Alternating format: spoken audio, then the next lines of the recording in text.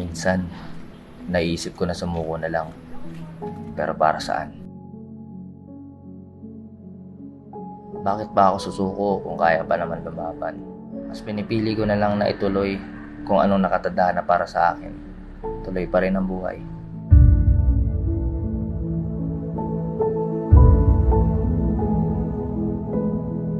Ilang beses na rin ako napaisip na layuan na lang lahat ng taong nakapaligid sa akin.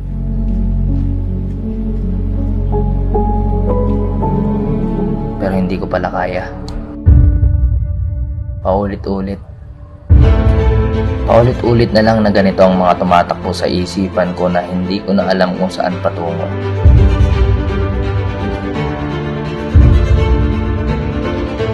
Minsan, tinatanong ko na lang sa sarili ko kung tama pa ba ito.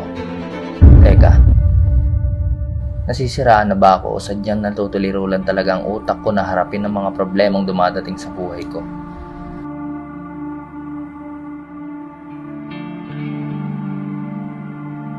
Alam ko na hindi pa rito natatapos ang pahina ng aking kabanata. Nandito na ako. Susuko pa rin ba ako?